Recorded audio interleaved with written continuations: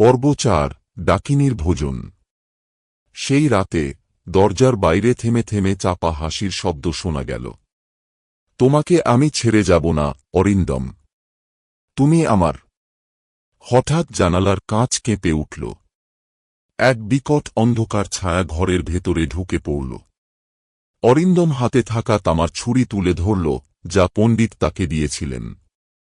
ডাকিনী ভয় পেয়ে গেল। না, এটা আমার শরীরে লাগালে আমি ছাই হয়ে যাব। তখনই অরিন্দম ছুরিটা তার বুকে বিঁধিয়ে দিল।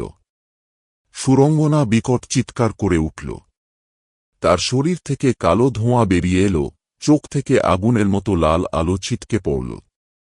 না! পরের মুহূর্তেই সে মাটিতে লুটিয়ে পড়ল, তার শরীর পুড়ে ছাই হয়ে গেল।